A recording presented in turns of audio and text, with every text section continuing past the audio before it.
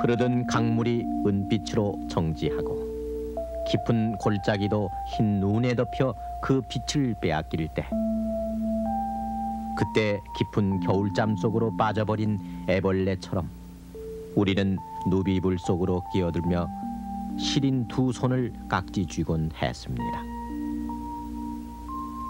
찢어진 창호지 틈새를 비집고 들어온 달빛에 마찬가지 찢어지게 가난한 몰골이 드러날 때면은 마디마디 단절음으로 울었던 그 서러운 소리.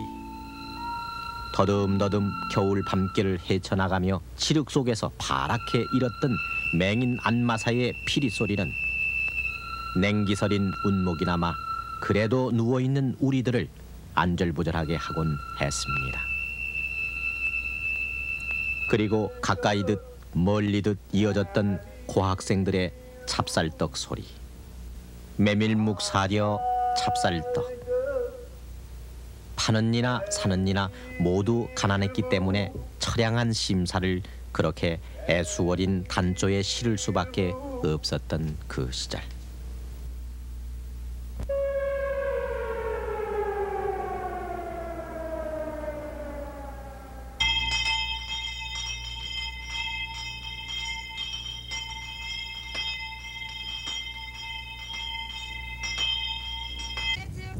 지금은 미로 속으로 사라진 그 겨울밤 소리. 그러나 지난 세월을 곰곰 돌아가면 처마 밑 어디선가, 오실의 어디선가 세월이 날려버린 그 여운들은 쇠잔한 바람이 되어 우리들 베갯머리에 슬며시 다가오곤 합니다.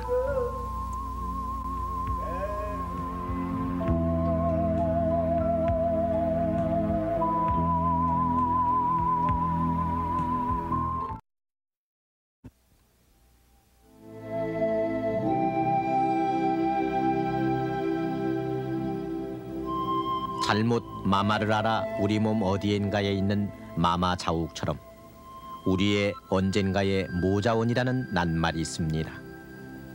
어머니와 아이만이 산다는 모자원.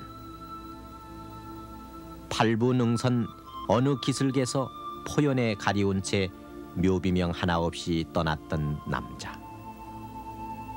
망각의 바람결에 묻혀 악몽은 사라지는 듯 했으나 그러나 하루 또 하루의 생존을 위해 전쟁이 지나간 그 자리에서 또다시 처절한 포복을 해야만 했던 미망인과 유복자와 이산 가족의 몸부림이 그 시대에 있었습니다.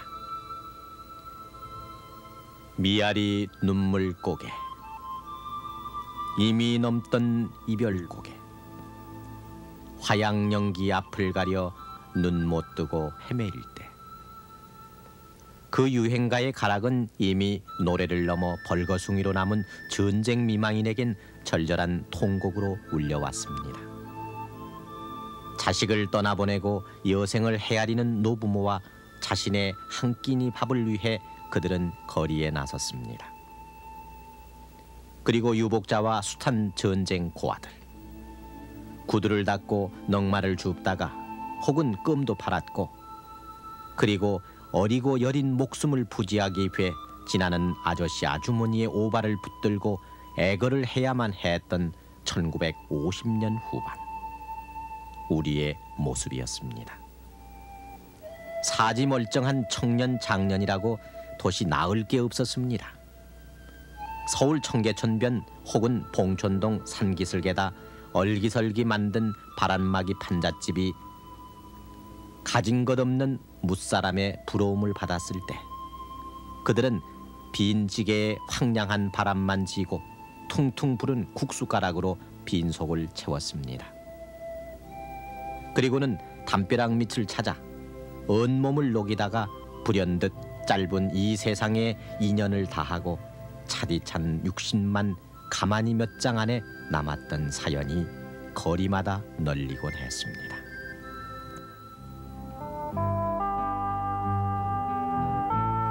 한 돌에 불기도 없이 체온으로만 버티던 그 시대.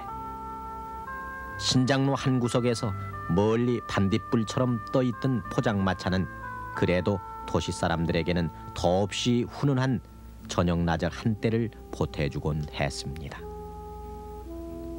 함석으로 통을 만들고 카바이트를 녹여 불꽃을 당겼던 간데라 펜, 막소주 몇 잔에 오뎅 국물의 향연이 그럴듯하게 어우러졌습니다. 태엽 풀린 쾌종시계가 댕댕 10시를 울리고 11시를 넘기면은 그때 아낙네들은 언제나 조바심으로 가장의 귀갓길을 애태우곤 했습니다. 졸아든 된장 뚝배기를 몇 번이나 불에 얹었다 내렸다 하다가는 마침내는 동네 버스 정거장에 나갔던 것인데, 낯선 손님 한둘만 하차시키고는 오라이를 외치며 문짝을 탕탕 치는 총각 차장이 야속하기도 했고, 막차가 끊길라 지아비 걱정에 속을 태웠습니다. 그렇게 동네 어귀는 추위보다 밤이 걱정이 돼서 가장을 기다리느라 청소하다 늦는 아이들 하굣길을 기다리느라 아낙네들의 노심초사로 안절부절이었습니다. 새벽 4시까지의 통행 금지. 한자와 일본어로 된 이 한 장의 전단은 이 땅의 밤의 자유를 꼼짝없이 감금시켜버렸습니다. 해방이 되고 14흘 만에 패전국 일본의 경기도지사의 이름으로 던져진 이 전단은 그 후 36년간 우리들을 야음 속에서의 고통을 강요해왔습니다. 통행하지 말라는 사이렌이 울렸어도, 그러나 우리 살림을 짤짤 훔쳐가는 좀도둑은 통금 사이렌에 아랑곳 않던 시절이었습니다. 고추장독을 퍼내가기도 하고, 빨아서 미처 마르지도 않은 헌옷가지를 걷어가기도 하고, 있는 집에 쌀독을 몇 되박 비워내는 것이 고작이었지만, 어쩌다가 보물처럼 귀하게 여기던 제니스 라디오라도 한 대 잃어버리는 날에는 그 소문은 며칠씩이나 온 동네에 파다했습니다. 그래서 별반 잃어버릴 것 없는 집 담장 위에도 병을 깬 유리 조각을 꽂아 어설픈 무장을 하기도 했고, 새벽 4시 통금이 해제될 때까지 순찰을 도는 야경꾼은 도둑을 쫓는 건지 두려움을 달래는 건지 더욱 세게 딱따기를 두드리곤 했습니다. 그 야경표를 가지고 딱딱딱 때리고 이게 동네마당 돌아다니는 게 뭐냐면은 도둑놈 조심하시오 하기 위해서 이제 그런 것인데, 이 도둑놈이라고 봐야 이제 잡게 된다면은 참 큰 사전 내고 이런 도둑놈은 그때 당시에는 별로 없었고, 우리가 아다시피는 그 좀도둑이라고 해가지고 집안에 나와가지고 그 간장 같은 거 퍼가고 고추장, 뭐 된장, 콩 같은 거 이제 그 황안에서 넣으면 이제 거기도 퍼간 도둑놈도 있었어요. 그 잡도둑이. 잡고 보면은 이 동네지간에 사는 사람이라서 크게 벌은 못 썼죠.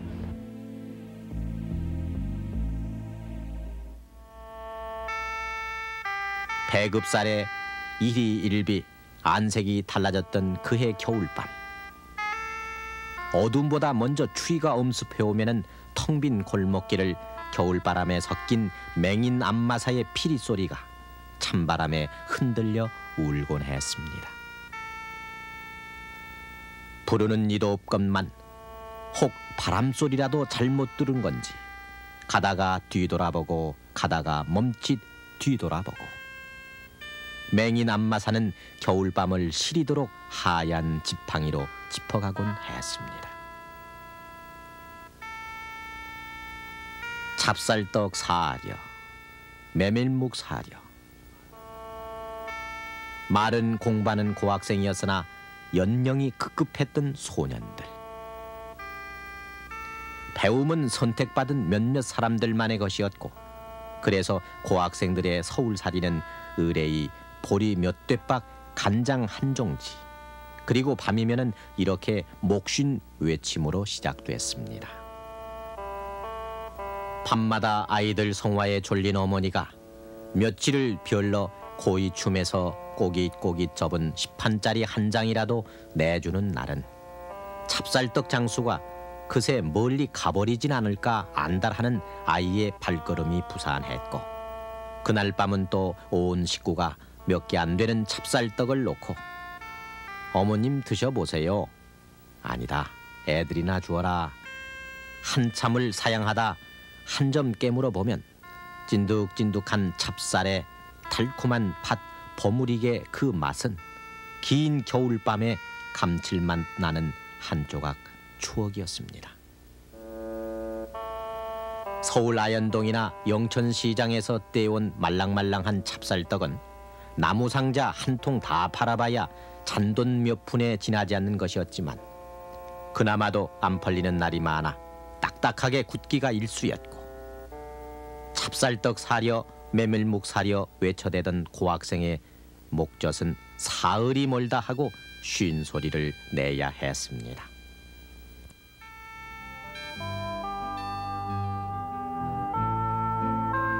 새벽, 동이 들려면은 아직 이른 시간이었지만은 또다시 어떻게든 천근 같은 몸을 움직여야 했고, 그래서 새벽은 늘상 이들 가난해서 더욱 부지런한 사람들로 해서 깨지곤 했습니다. 배로 만든 솔대를 감아서 징을 치며 돌아다니는 굴뚝 청소부는 농한기 한철을 이용해 현금이나 한 번 만져보려는 부지런한 뜨내기들이 대부분이었지만은, 지게에 나무 목판을 쥐고 쉴 새 없이 총을 치며 긴 겨울밤에 어둠을 쫓던 두부장수는 새벽잠 없는 주부들과 늘 허물없는 아침 첫 인사를 나누었고, 그래서 대문가에 표시해 놓는 발을 정자 한 획만으로 두 말 없이 외상을 주곤 했습니다. 그리고 부산, 제첩국 장수의 바지런한 성화는 부산 피난민의 여수와 배아리를 함께 다독거렸었습니다. 제첩국 사이소, 누더기로 감싼 항아리를 또아리로 이고 이 골목 저 골목 기웃거리며 끝도 없이 외쳤던 아주머니와 뽀얗게 우러난 국한사발로 숙취를 달랬던 그때 속없이 좋았던 주당들. 길고 적막했던 밤은 그렇게 풀렸습니다.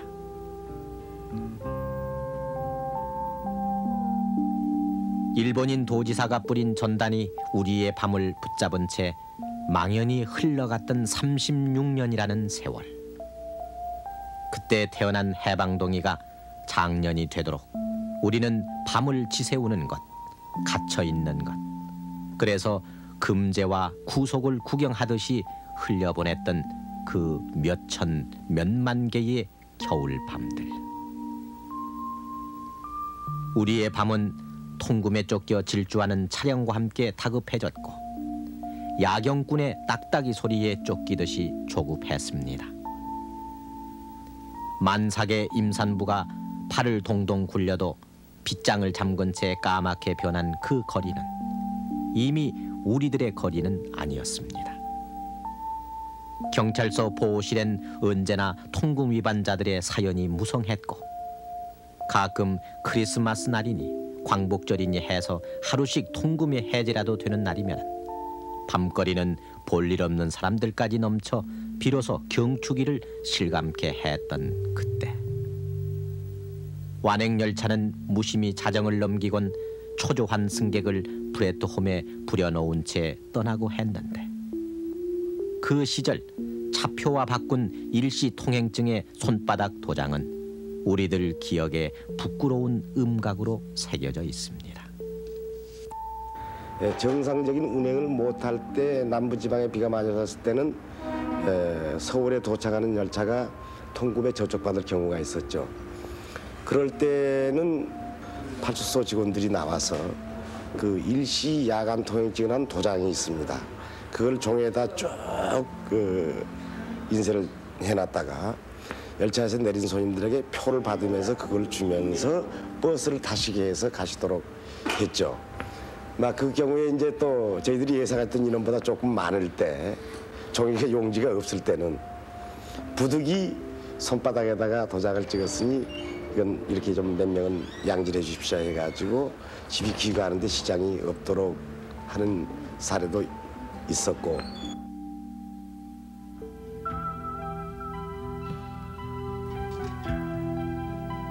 다시 일상으로 돌아와 불야성의 이 거리에서 아무렇지도 않게 호흡해보는 겨울밤. 오히려 밤이면 일어서는 오늘 겨울밤의 생기. 그러나 그 무겁던 밤으로의 빗장을 걸어놓았던 통행금지의 시대는 불과 6년 전의 일이었습니다. 그런 통금 문화에 오래도록 젖어가지고 사실은 그때는 불편했었지만은 참고 견디고 그러다 보니까 사실은 이제 통금 자체에 적응이 돼가지고 별 불편이 없는 것처럼 이렇게 위장이 돼서 성장이 되었거든요. 근데 사실 이제 그 굉장히 불편한 겁니다. 지금 한 6년 전에부터 이제 통금이 해제가 돼가지고 많은 문화적인 그런 사회적인 변화 이런 게 일어난 건데 통금 이 하나가 변화됨으로써 그게 연관되어서 자율적으로 변하는 게 참 많거든요.